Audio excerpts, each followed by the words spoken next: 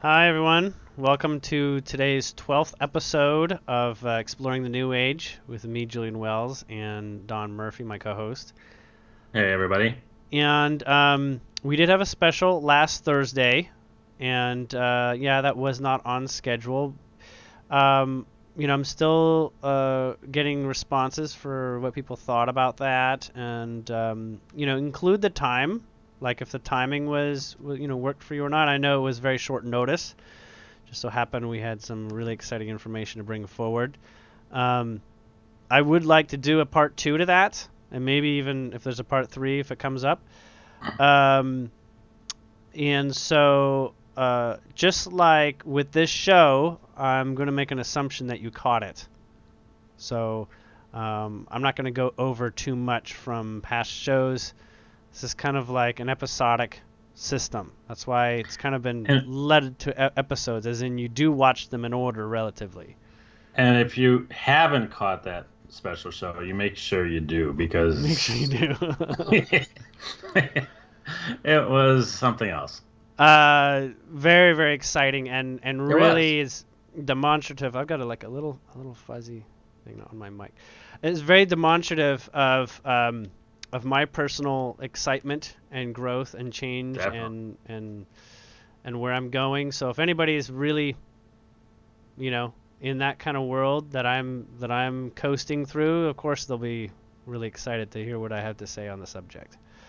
Um, but today we're going to talk a little bit. Well, what's on the agenda? The agenda today is we're going to talk with Gaia about grounding and creating. Really, she's given me her take on law of attraction and how to create. She doesn't really care much for law of attraction. She does not need an explanation in the way that law of attraction has been developed. Hmm. It's just a natural inclination, and she's going to kind of give us one of her tried and true recipes that she's given families in our ancient history, right? Um, I did mention that we would like to talk with Prince later, so we might catch him near the end of the show, maybe. Yeah. Um, and I am prompting the audience to ask some good questions. Now, Perfect. I am, after the show, going to randomly draw one of the individuals who had a question, whether I answered it or not, and that person will basically get a free half-hour session with me that they can book. So I will post the winner in the comments to the YouTube channel, and all you need to do is get in contact with me, and we'll set it up. So Perfect. yeah. Um, so with regard to sort of the lineup, was there anything you wanted to bring up or carry in today? Actually, one thing that we've got on the schedule for us this week, it's not going to be live. It'll be similar to the special thing, but we're going to do. We've talked about starting with some interviews. And That's right. so we've got an interview scheduled later this week that we're not going to do live. We're going to record it and then put it out on Julian's page. Yeah. We'll try to get And it out our by the weekend. right, and so our guest will be actually they're really good friends of mine, Don and Jackie Nelson. And I think I've mentioned a couple of times on the show that I've also done a lot of work. Jackie channels a group of 9 non-physical beings, and they collectively call themselves Mary. So we're looking at for the interview to be, kind of Don and Jackie's journey through all of this stuff, and then we're going to Hmm. meet with Mary and kind of do a dueling channel thing or something like that. I don't know how that's going to work out. To see what the Pleiadians and Mary have to talk about. Well, I'm sure it'll be action packed. It will be. It'll be action packed. It'll be the coolest thing, I think. Hmm. It remind me of times when the Pleiadians wanted to talk with Andrew Bartzis. It was like it's just action packed, Cool. right?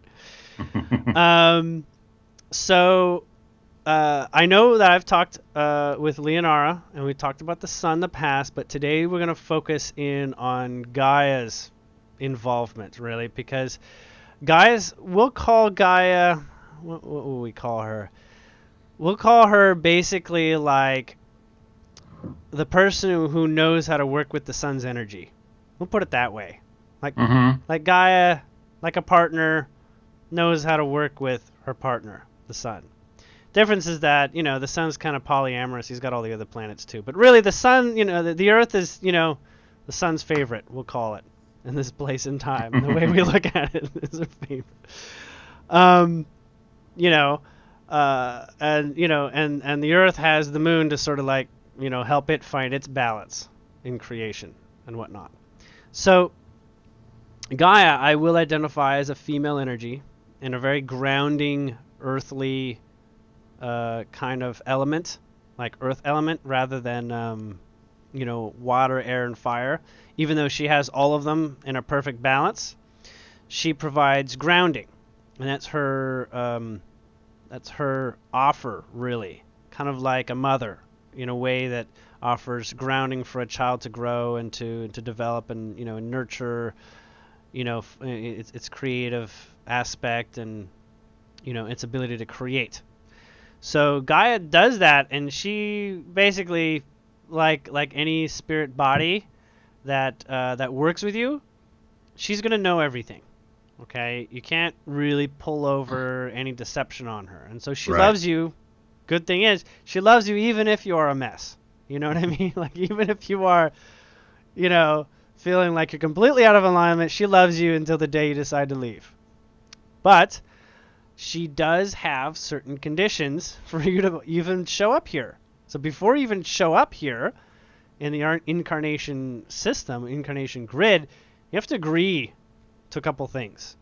And so before we talk about her and law of attraction, like how to manifest, we're going to talk a little bit about what we've all signed up here to be here to some degree.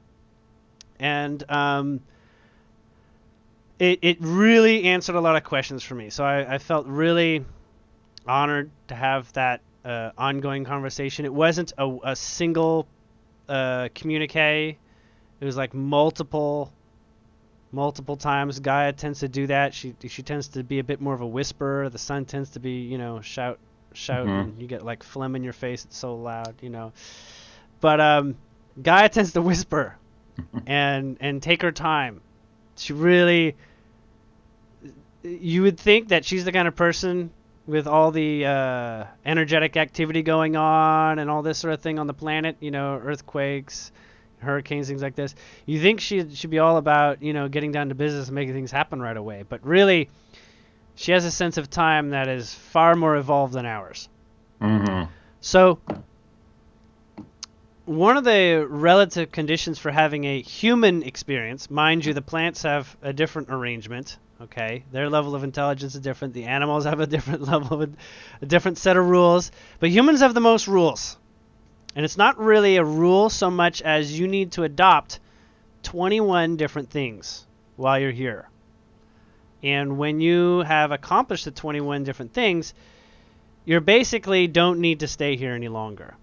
You basically can leave the incarnation grid because you'll do this over lifetimes. You'll do this over human lifetimes. Okay? And they don't have to be all in order, as in they don't have to be now and 20 years ago if you're 20 years old. It's any point of human time that serves to bring the lesson and let it hit home. And during this time right now, this period that we're in, it's more opportunity to get through these challenges that Gaia has set up.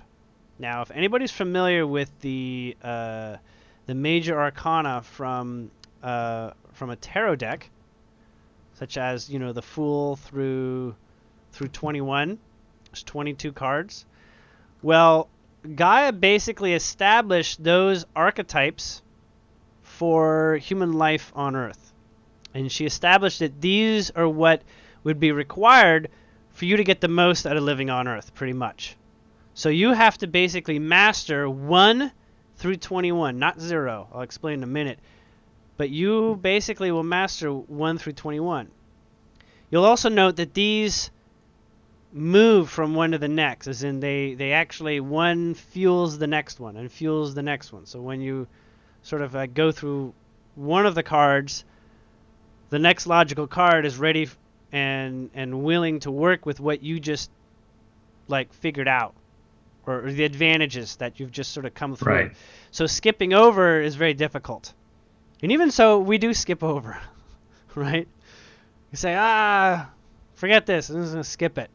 And so we get to the next thing, and we don't have like the skills that we would have gotten just prior to this. So because humans are kind of manic, a little ADHD, they don't always go in order. But she says, guess what? If you kind of follow the order, it's kind of designed to help you work everything out really easily, right? Like one helps you through the next. So quite literally, the major arcana from from the tarot deck is Gaia's rule book. If there was ever a rule book for living on Earth. Okay.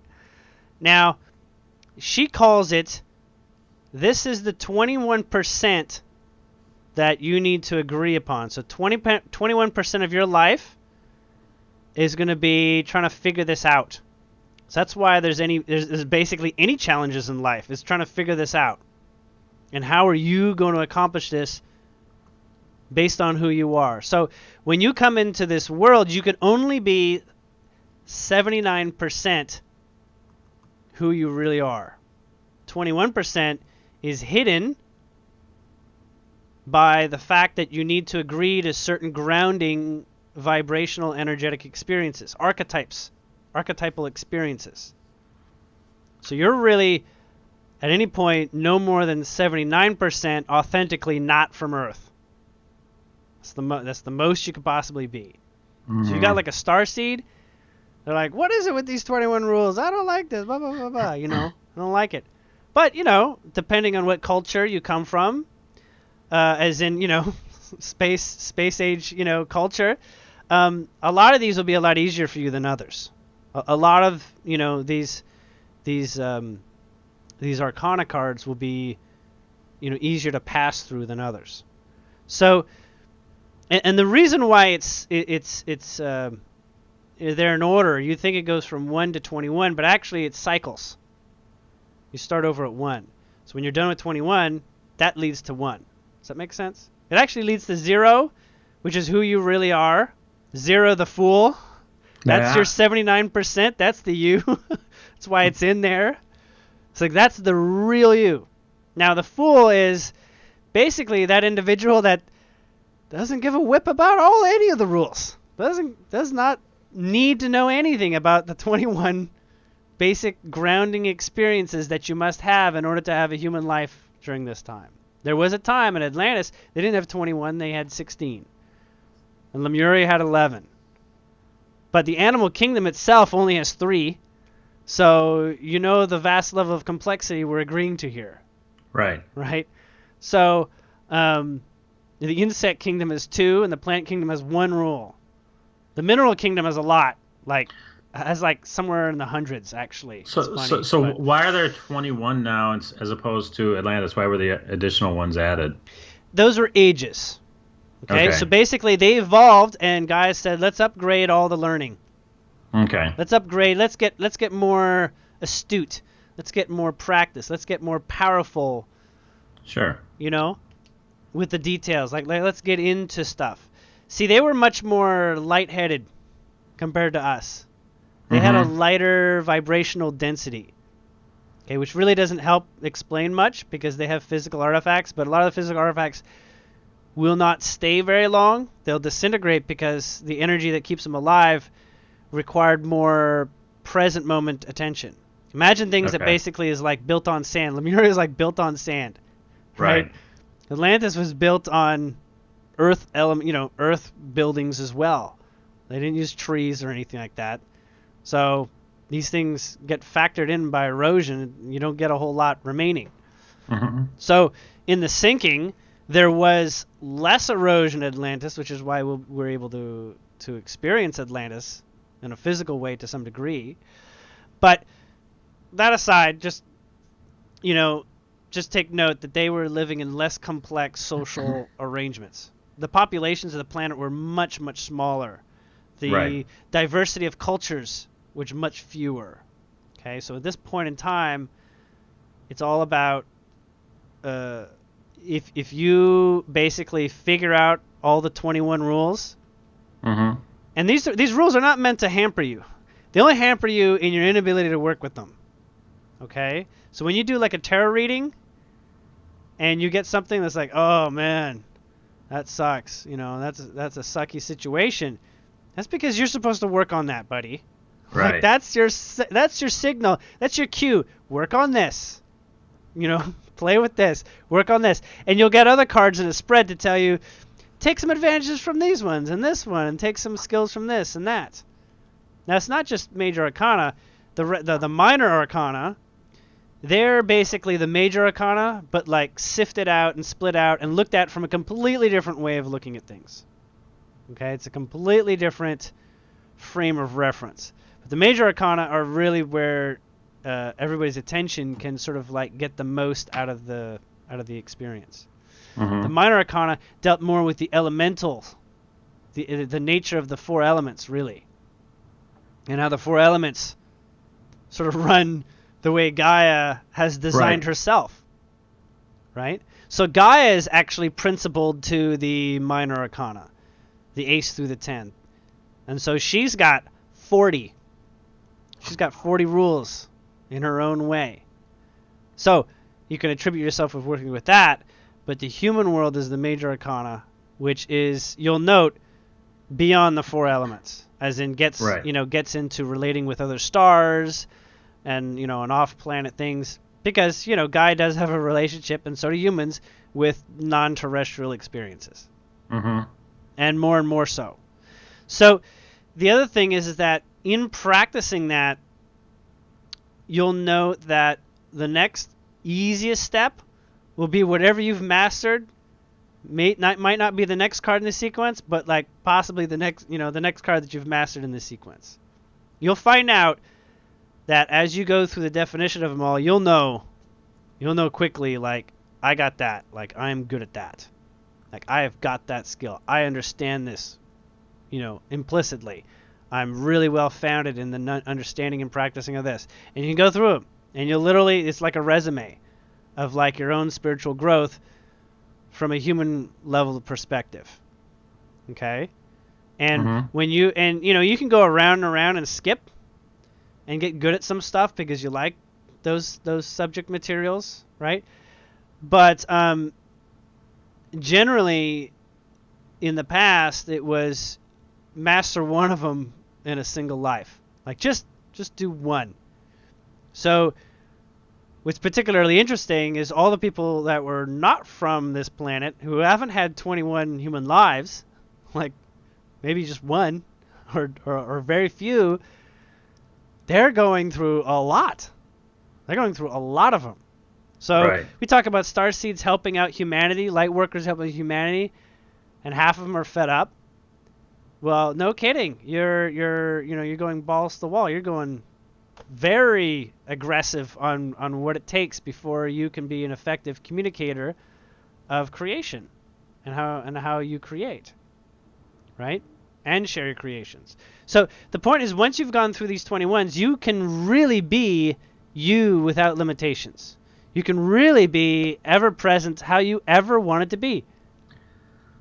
That sounds kind of simple, but honestly, Gaia says that's all you're doing here is returning to your creator, putting the crown back on your head, like the creator crown that you had in a place and time, and you're returning to it. Okay, now there are humans who have spent hundreds and thousands of lifetimes, and came from very small soul arrangements. Gaia liked these in the past, very small souls. And these small souls grew a lot. They became the dominant human population ever since the seeding of the species here on the Earth. by the non-terrestrial, like humans, like Pleiadians, Lyrans, whatever, Anunnaki. So in this place and time and now, if you get to be you, you will find yourself able to manifest magically. I mean, at magical levels. Some people are already figuring that out. But when you return to realize that what drove you to even want to do that is something about you, like reinviting a part of you through your higher self, letting your soul deliver that to you because you don't have a resistance against it being possible.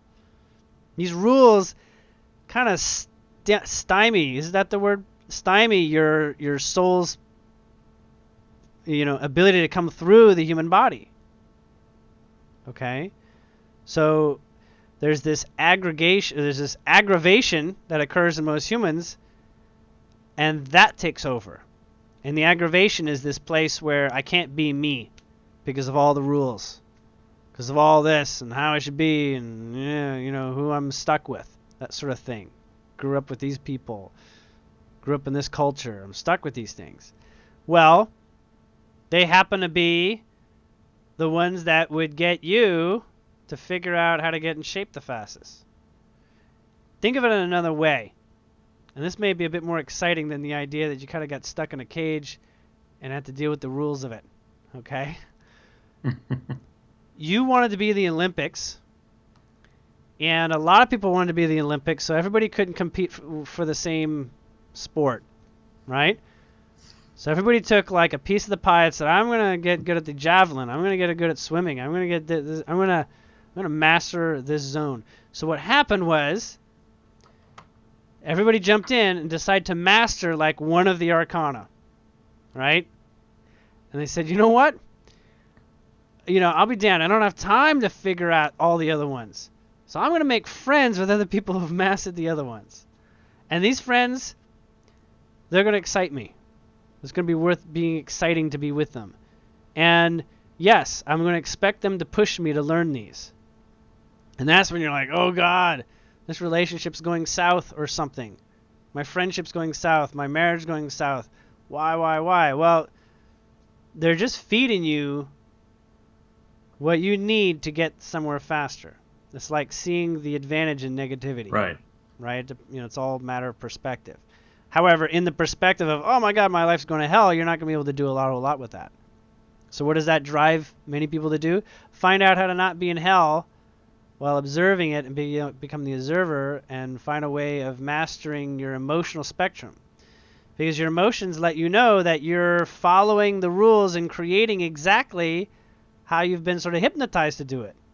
If you want to be you have to figure out how you're going to create within the rules.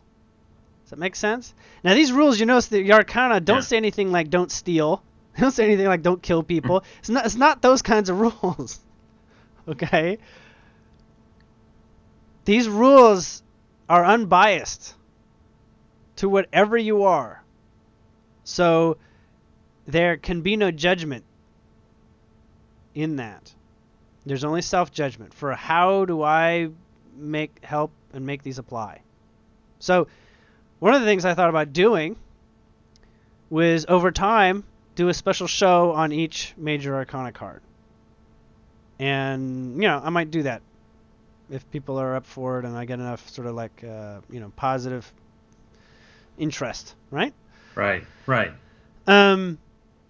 But so how is this relating to like where we are in this time and this transition, and based on getting this knowledge now, not knowing how many past lives we've had, or how many of the arcana we've actually mastered, that sort of thing. How does there's obviously varying levels of mastery, right? There's no true mastering something. There's just being really comfortable with it. And your ability to create, funny enough, is as good as your least experiential knowledge of one of them. Because you can always be taken right back down. You know what I mean? It's like a kryptonite. It's like a weakness. Mm-hmm. I'll get you this way. Go back down. So if energetically, and they call this karma, you want to go somewhere, but you want to go there without all 21 to some degree, your weakest link will yank you by the tail. I don't think so. Uh-huh. You gotta address this one. You cannot create if you don't have all the ingredients equally. It's like, I want to make a cake. I'm going to do it without flour. Oh, really? Well, on this planet, it gets made with flour, buddy, so you cannot just decide to do it. I mean, you're just going to have such a terrible time. That cake is going to implode every time. Whatever you want to substitute it with. Flour is what it is. You know? So, the point here is really that this is how, and this is the way Gaia wants to present it. You have a map. Okay? Okay. You want to go to the next level in your life? This is a map. Get into it. One of the practices you can do is draw a card in the morning and say, this is my mission. I'm going to work this one out. I'm either going to take this one up a notch and make it a strong thing I can use in the future, like get a little better at it. Like I'll always get better, you know. Maybe by choosing one that you're already good at, then it's not too complicated that day. And maybe you pick one at random that is that's a very tough one. But let that be like a personal study, and you can go very, very quickly. Very quickly. I'm not even going to study them myself. I don't know what they are. I just know implicitly when I see it, yes, I've got that. I'm very comfortable with that. Yeah, so, we have a question. Huh? Maybe you go over the Fool again. Okay, so the Fool is your full omnipresence awareness. When you're able to embody the 21, then you've agreed to all the rules, then your full nature has unlimited direction to go, because you know how you can use the 21 to guide your energy, to guide your personality, to guide your nature forward and create as you wish in a given situation. Now, the Earth is but one rule set. There's a point at which even Earth will be boring and you'll want to go to a different rule set. And that's probably the time where a lot of us will just decide to leave the planet with our friends. Okay? Okay. So, the idea of mastering, become a creator, you can be like, you know, that was great and all. I kind of beat the game. I kind of won the gold. You know, what's next for me? Win the gold again? All right, I'll win the gold on a completely different subject in my life that I have no experience with. Okay, what's next? Win the gold in another area. Okay, and then there's a point where it's like, you know, it's wearing thin. I need to explore a different rule set. Right. Right? And these are just the rules that, you know, Gaia basically established was going to be the most productive for making gods and goddesses out of us. Mm-hmm. Right? It's really like God school. Learn how to be a god. Even the Pleiadians, they don't have this many. Most of their planets don't have that many. So the Pleiadians are excited for getting into some of the 21 that they don't have any experience with. On average, the Pleiadians have 6 or 11. Only a couple of them have been around in lifetimes that have done 15. Right? So they're like, whoa, man, you guys are hardcore down there. You're like totally hardcore. But we don't want to go down there until everybody's kind of like, you know, good with the idea that everybody's at their own place with it. Right. You know? Because then them and their technology will distract the whole Earth experience. But it also sounds to me like where a lot of people they look at whether you want to call them the Cabal or the Illuminati as being their obstacles to growth and being as creative as they want to be. That's really not. What they're really missing is this whole idea of the arcana. Yeah. See, even they are stuck with the rules. Right. Even they are. In fact, they've mastered the rules. That's the bad news. They're already masters of those rules. I mean, the higher up you go, the more they've mastered those rules. Mm-hmm. But they stick around to make sure everyone plays the game fairly. Now you say fairly? Since when do they ever do things fairly, right? When does fair ever come into their heads? Well, that's part of the mystery now, isn't it? Right. If you do master your ability to create, as long as you're within the 21 rules, you'll realize it is fair. So what are they doing? And this starts to sound like, Julien, are you advocating for becoming like a Cabal person? And I said, well, I'd love to be in their shoes and do something different. Now, wouldn't you? Of course. I don't have the same mission that they do. Right. I am creative. They're regurgitative.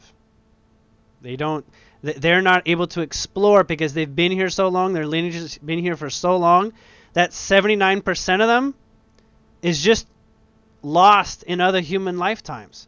So those 21 is all they know, pretty much. Now they tried to get some energy from off planet, the reptilian, Anunnaki. They're trying to hold on to as much of that purest blood, DNA, from off planet so that they can feel somewhat special and feel that they have a creative ounce of blood in their system. But they're actually doing the opposite. They're actually thinning themselves out by not, getting involved with the new humans from off planet. Right. And guess what? That is what they're looking forward to. They're not going to do it unless we're equals.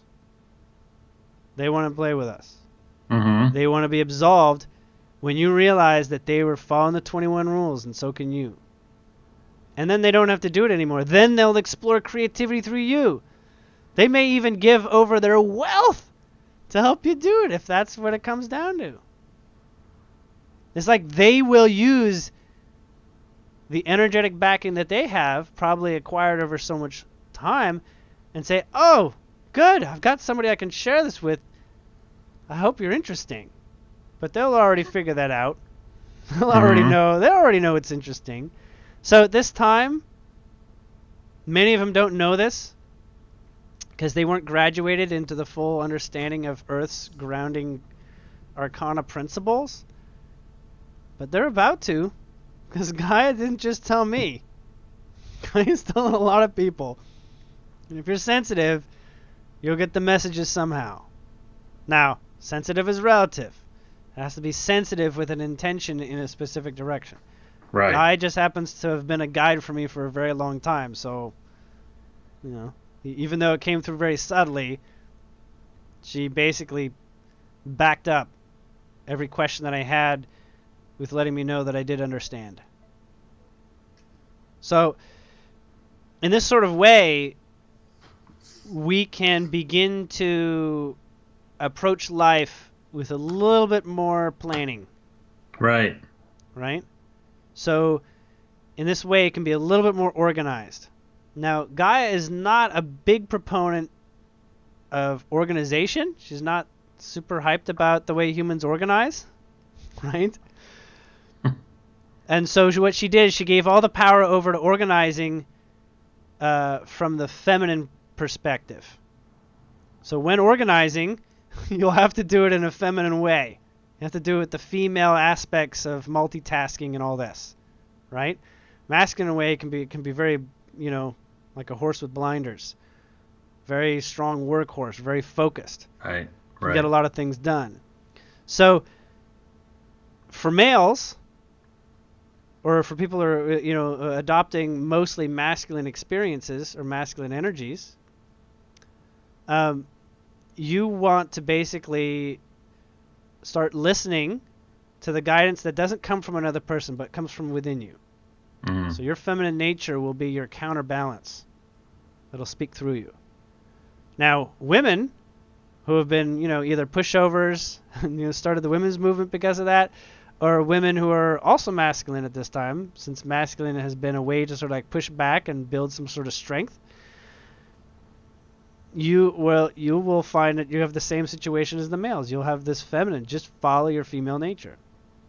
Now, if we're talking about gay men, and we're talking about women who really are very girly or, feminine in nature, I don't mean physically. I mean like, emotional and sensitive and connecting. These are qualities that Gaia has basically put on the list of the people that are going to lead this next level of life. Because they have the ability to account for a great many things in balance, in sensitivity. And males will kind of become like the workhorses if they don't find their feminine nature. So that's kind of why feminine nature is all in the up and up right now, right? So, the divine masculine has been distorted because it's been practiced a particular way for so long, right? The way that Cabal or Illuminati or whatever have arranged for the masculine to be. So, and that's because they've lost their feminine nature. They actually don't have a feminine nature. The feminine nature is highly creative. And feminine nature is an attunement to that higher intuitive self as well. And the nurturing energy that you have in terms of nurturing and balance. And that's why the mothers tend to be more the, child care, taking care of the children sort of thing. But at this time, the males are able to do. It's actually finally equal. Like you can be everything the female can be. Exactly. You can be. And so in such a way, you'll note that if you're predominantly in one or the other, your guidance will come from the other form. So if you're very female-like, your guidance will be like, get your ass in gear. Get moving. Do it. Don't sit around. Take action. Move your butt. That sort of thing. It's sort of like, go follow your excitement, goddammit, or something. Right? And and those who are very masculine will be like, learn about other people's feelings here. Listen a little bit more. Listen better. Because your ideology is very direct and very focused and concentrated, and therefore it overshadows useful other information that's out there in addition that can take whatever you want to create and do to the next level by implementing these other lesser factors. Call it like, sanding off your projects. So yeah, that's why that balance obviously is very integral, and that's where you can start to identify with the guidance that you get. A lot of people will get guides that will embody, more masculine or more feminine, in the same sort of way too. Anyway, did we have any questions? Obviously, we've cruised through this subject and taken up quite a bit of the show. Well, I think we're going to be spending more time on this too, because we did get some feedback that a show on each of the archetypes is a good idea. Okay. Well, is this a good time for me to put out, let's toss out some questions to see if you can get a free half hour with me? There you go. Is this a good time? So people, we've got about, we'll go about 10 minutes. We'll give us about a 10-minute question, and then we'll talk with Prince. We'll go over time. We started late. We'll go over the hour. Okay. But, so we got one question, boxers or briefs? Boxers or briefs? Yeah. Is that technically a question? I don't know. It's written here. Okay. I don't know who. So the answer between boxers or briefs is an assumption that do I wear boxers or do I wear briefs? Mm-hmm. Well, I wear boxers. I used to wear There we briefs. What do we get out of that? I don't know what we got out of that. I don't know. I'm waiting for questions here. Okay. Well, with all this in mind, I do believe people who know tarot are about to get really popular. Yeah, really, because and in demand. Really know nothing. Yeah, about and in demand. Yeah. So, perhaps when I do these investigations into the tarot, maybe I'll get an expert. Well, Crystal's an expert. Let's see if she wants to do it. Judy's an expert too. Judy's really good at it too. Judy Jen. Okay, here's a question. Yeah. How can I find myself when there's no line between us when we are all one? That's not true. We're all one on the cosmic sense, but we all have a personal intention for driving through a creative force that is distinctly our own. Much like if everybody was given the same, mural to paint on, or everybody would want to paint their own thing. That's what you're going for. You're getting for what are you going to paint here? What are you going to create? What would you do in your way, in your creative way? Now, it doesn't mean that you can't take ideas. That's a big part of it. Get ideas from others, and then make your own mashup. And see how you do. I mean, see if you can make that mashup, the next awesome idea like Star Wars or something. Who knows? The next Harry Potter. It doesn't matter. It's not really meant to be about the creative endeavor. You'll find out that you're creative in solution. People can be creative in their solution-making ways. So let's just say they want to accomplish a task. Their creativity lies in the fact that they can overcome incredible obstacles, too. And was there another question? Yes. How did the tarot cards manifest on the Earth? Channeled. Yeah. Have you heard of the Atlantean crystal cities? Do these have similarities to the major arcana? No. I have heard of them, but they are purposely not accessible. They're purposely not accessible because the only way that you can access them is if you agreed to all the rules at the time that they existed and they were created. And the only way you can even begin to do that is if you've mastered the 21, then you can explore beyond that. And then you can explore the dimension of the Atlantean rule sets. Because those crystals have been designed to work only with the Atlanteans' consciousness. Right. If you go there, it's just a pretty picture. But they will only open up because they're ready to do work. Okay. What if one is doing what wait a second. What if everyone is doing what I think and imagine? No such thing.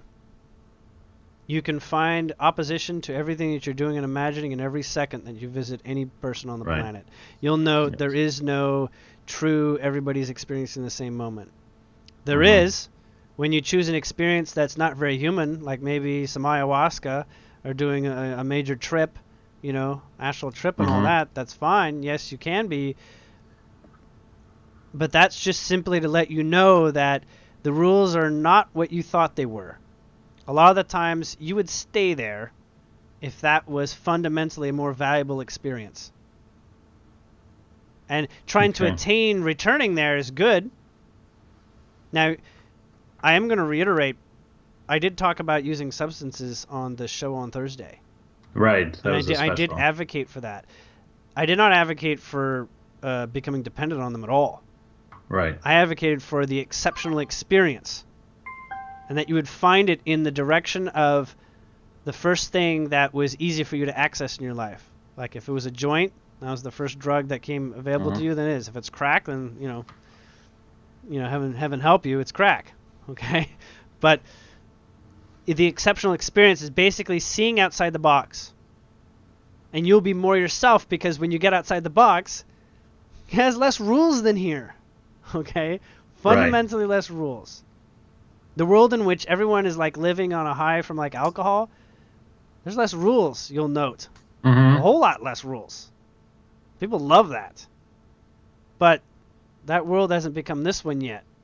Because at least in my experience it hasn't, because that's not the greater me. That's not the epitome of what I've found.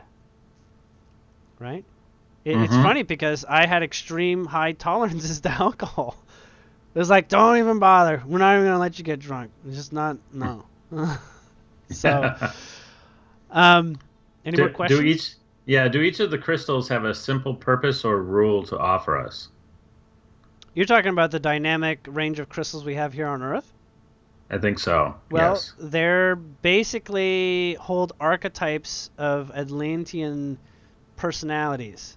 because they lived around in Atlantis, and crystals were basically starting to get grown at that time.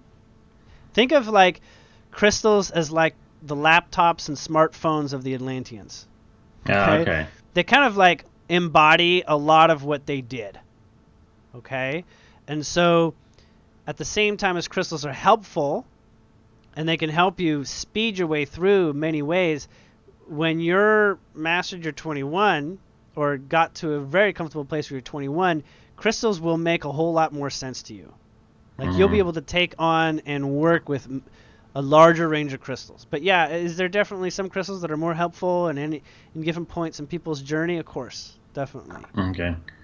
One question: can you channel the sun for the tarot talk? No. No. That's Gaia's conversation. Yes. Basically, there is one element in the deck that's basically representative of the sun. It's like that's the only one I would ever speak to. As in the sun in the human life. Right? So the archetype of the relationship with the sun. I'll go through it and I'll get more familiarized on a more grounded way on talking with you guys. I just want to see how much demand there is for it and having those conversations. Yeah, it looks like people are interested in this. All right. Was there more questions? Yeah. Well,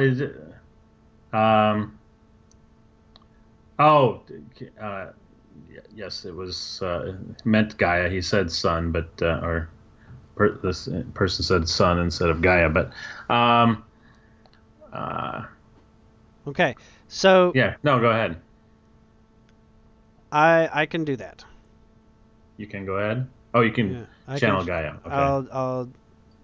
I'll do that to a degree. Okay.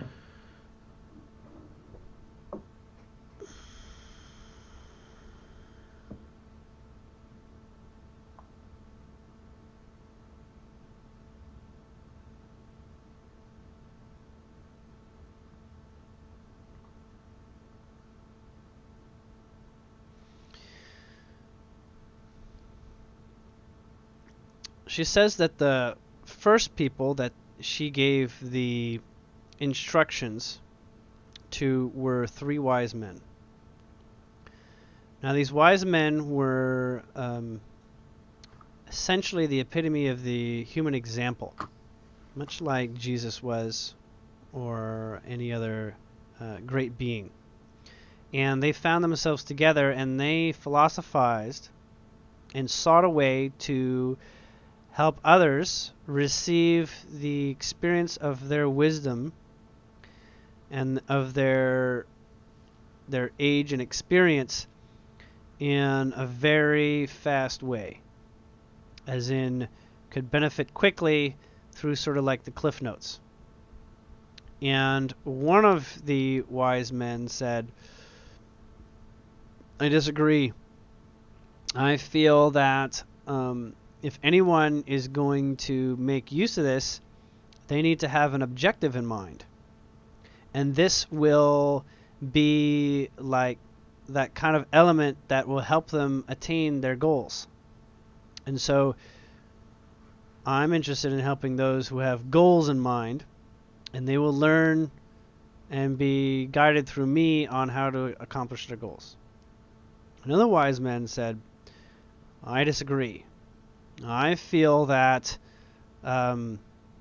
goals can get people in over their heads in complicated features of life. And essentially, I believe that the best way to share this would be to give examples of how it was done in the past. I give examples from my own life that show how the lessons were learned.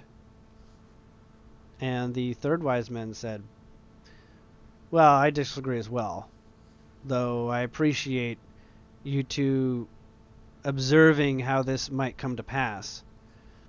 But I'm going to be here and see what happens in the present moment. I will see exactly what shows up, and I'll make my decision on how it is best to explore a topic.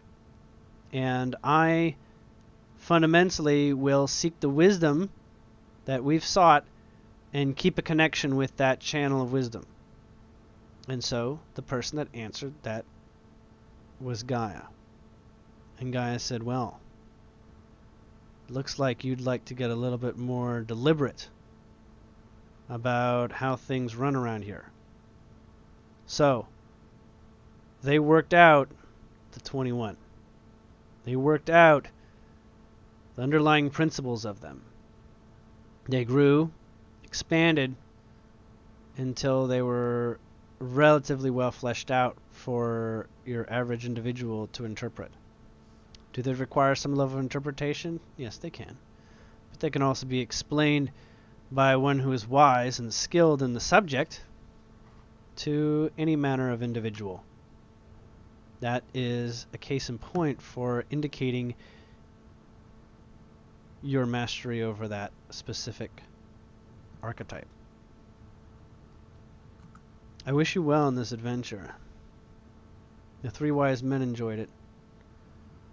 And although only one of them focused directly on this particular teaching, they all benefited because each one of them in their own way contributed to the whole. This is why there's partnerships in the human lifetime, as partners will help us balance our own energies and help us discover ourselves.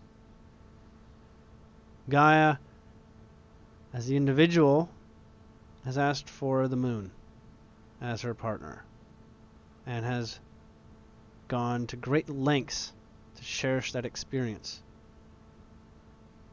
Now, this partner is a partner that will suit for a time, as it was not always there and will not always be there.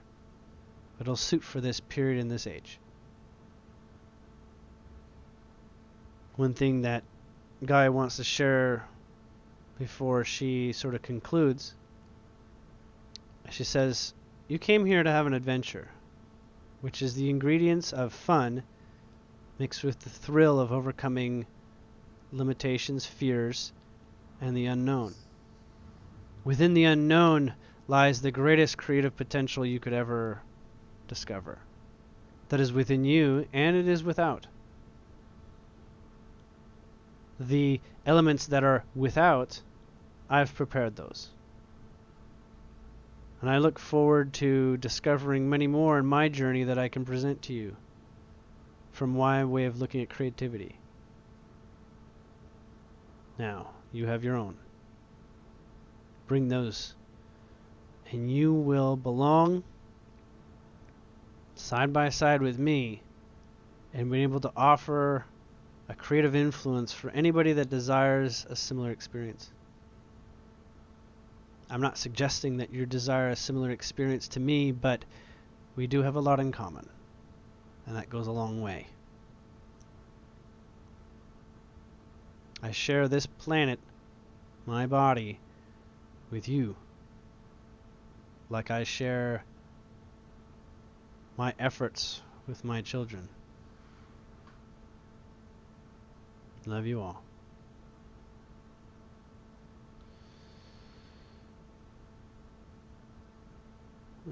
Okay.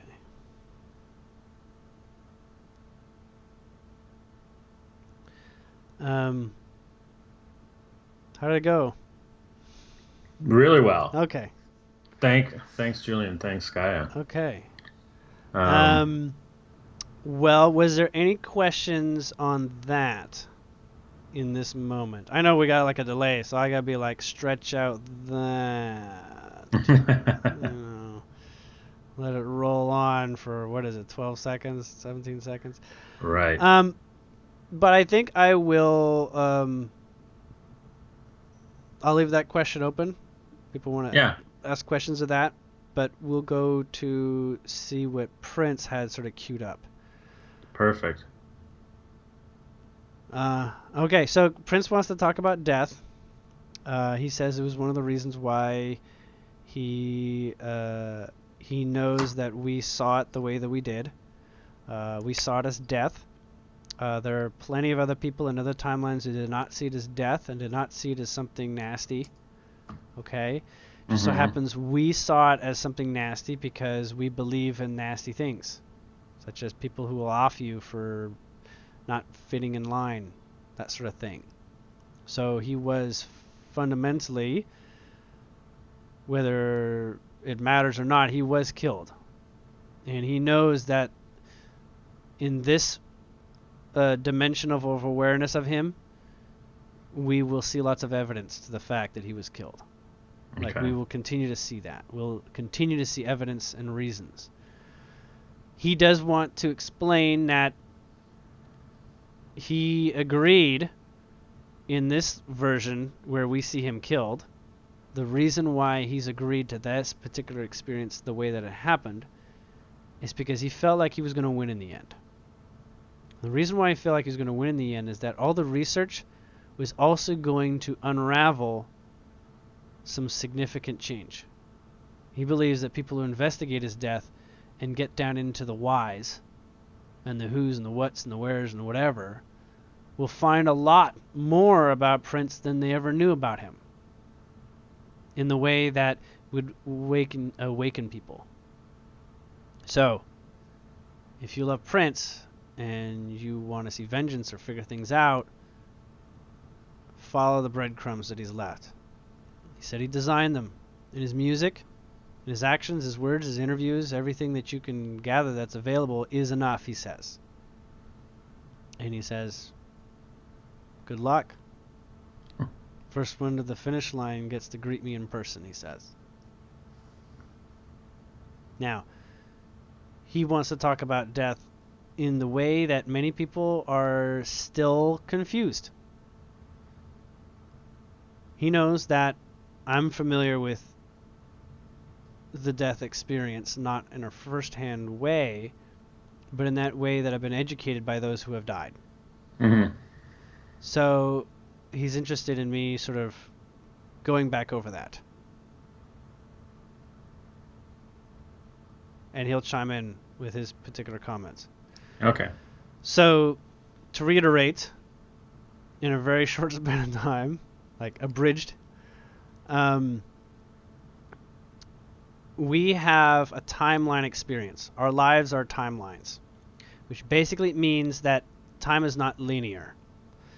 We can send thoughts into our past, and we can send thoughts out into our future. And we do this by thinking about the future and thinking about the past. Kind of works out that way. Now, you can fundamentally change, like, quickly, when you observe that you live in a timeline reality. For instance, you feel that something was hampering you in your childhood. Talk as if you were there. Speak to yourself as if you were there and fix the situation. Maybe your father smacked you and he didn't do it right. You pretend you're the father and go back to that child and do the right thing. Like, literally, as best as you can, imagine and see what you would have done in his place with who you are right now. Or maybe it was, I shouldn't have broken up with that girl. Or maybe it was, I should have tried to hook up with that girl. Maybe it was this and that. All these sorts of, like, I doubt myself. I don't feel worthy of myself. Everything that you feel as crumified your life. That's my official word. I just made that up. Okay. If anything that's crumified your life, you can restore it to balance through revisiting and healing it. That's what healing is. It's sort of like taking something that feels like it was unfinished or left a bad taste in your mouth and upgrading it into something that feels fundamentally more useful for your today experience. Okay? Now, more useful can mean it makes you more angry. I'm not going to say that isn't true. It can make you more angry and catalyze you into an even more direct behavior as a result. But if you're like me and Prince, you know where that goes. It means you're just pulling the rubber band back further before you're fully getting ecstatic experience. When you step beyond that limitation, when you finally let that go, it can be very, very powerful, catalyzing, wonderful, grounding, beautiful thing. Much like those people who recover from cancer. Oh, it's an amazingly beautiful thing. Such as those who come out of the closet after a lifetime, it's an amazingly beautiful thing. Such as those who stand up for themselves after being downtrodden for so long. It's a beautiful thing. So, especially when there's been grounding in the direction of fear, repression, holding back, that can be an exciting thing. Now he's saying, in our timeline example of him, that's basically what it is. Realizing that all these things, investigating Illuminati, murderers, hidden agendas, New World Order, they'll take you somewhere. They'll take you into a catalyzing of, hey, I know what I wouldn't like, so therefore I know what I would like. And if I can practice that, or if I can find a way to let go, both ways work. And letting go is more or less coming to the realization of what its usefulness is. It's almost like you can't really let go of something until you're kind of done with it. So when you can kind of get the meat off the bone, you can discard the bone. So that can take a kind of intelligence to go through that. But he's pointing out that what was talked about earlier with what Gaia was sharing, you kind of got a handbook from what it looks like. Right. A handbook that you can look at. I'm facing this archetype right now. What's the solution? What should I be doing? What does this say? Now, most of the cards don't come with a handwritten solution. Handwritten solution is what you will pencil in. How do you work with that equation best? How do you upgrade that experience into saying, I can't wait to see what the next card is, kind of feel. I can't wait to the next stage of my life that picks this up. Okay? So, yes. Does he feel bad? Question somebody's asking. Does he feel bad about putting us through this? He said, you're here, aren't you? You don't feel that bad about having gone through it before. This is a bit more for other people. Yeah. A bit more for people a little bit new to this. A little bit more larger population. Now, he's saying that he did intend for this to get tied in with Michael Jackson's death. But he waited. Because, in effect, Michael Jackson's death was a similar experience. And he was hoping to do it in a 1-2 punch with him. Now, there is only one person right now who will have answers to almost everything regarding both Michael Jackson's world and Prince's world. And this is somebody who may or may not come forward.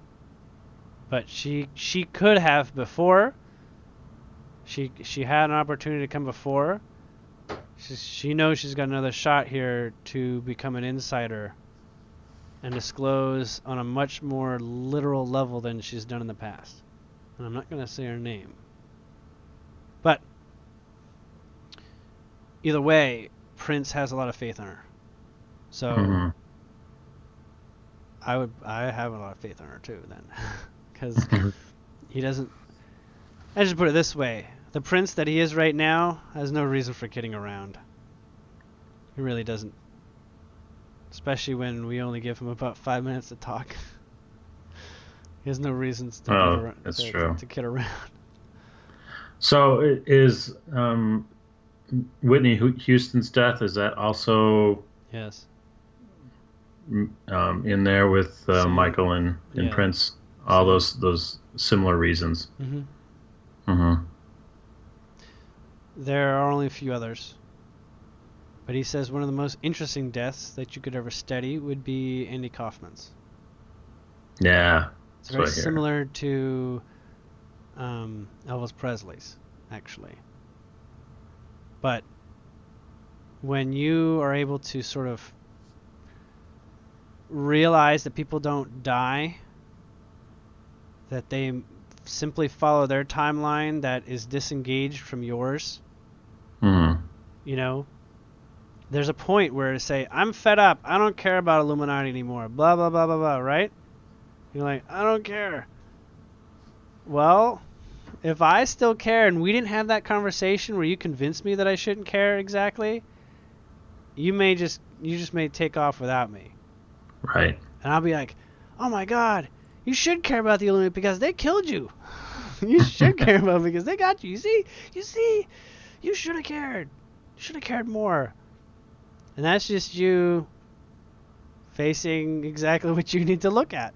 Mm-hmm. How engrossed can you make your, say, Illuminati is just an example. You could be inundated Oh, with, yeah. pink ponies and that's just driving you up the wall. What are you going to do about all these pink ponies? Purple ponies. Purple, Remember our guest. anybody who has a little girl knows what I'm talking Yeah. about. I'm not talking about real Right. pink ponies. I'm talking, Yes. I know. Don and I both have little girls. So, in this way, Prince wanted to sort of conclude by saying, look, I love you all. Reach for me through listening to my music.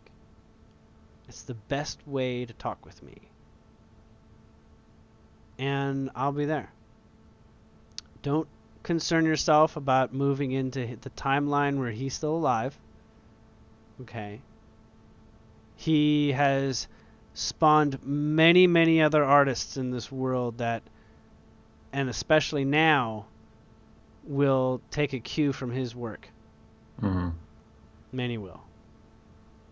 He lived a very personally authentic life, and his greatest,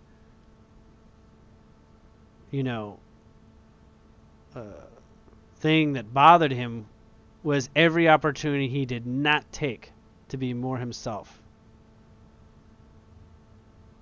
He said it's the only thing he would say was what he would have done more.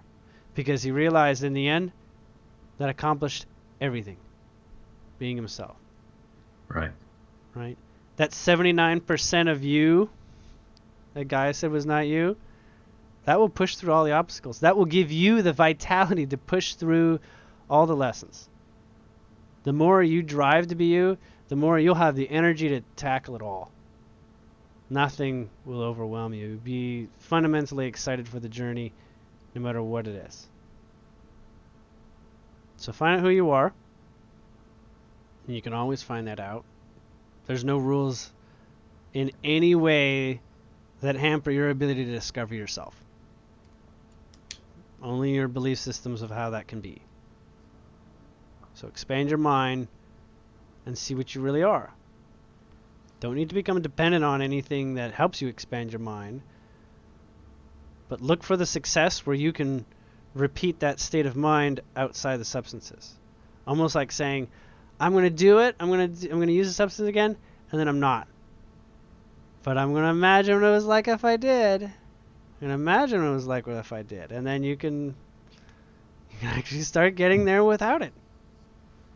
Remembering what it was like. Oh, I'm going to do this. In some cases, that'll happen. You'll be like, oh, I want to do this, and somebody will take it away. No, police, I take it away or something. Like, oh, I'm going to be high anyways. And that's what you want to do. Being you is not something other people can take away from you. The only thing that people can take away from you is your own awareness that you've gone too far in a direction that's not you. The empowerment for other people to discipline you is in your focus that you need discipline. So you're free as long as you're not in self-judgment. Do you know that? Yeah. You say, oh, I want to be free. I want nobody to, tread on my roses or something? As long as you don't believe that that's possible. Now, some people are in a fix because they don't know how it's possible that it's not possible. But therein lies why you ought to know more about yourself. Because the more you know about yourself, the more you are potently you, and the more your reality will reflect how potent you are in being you. But I think that's all we got today. I think we got to roll. Perfect. Get Yeah. going. So, thank you everyone for joining me and Dawn. Thank you for the Yes, questions. thank you. Thank you for the questions. Thanks for coming in Yeah. and listen to this again.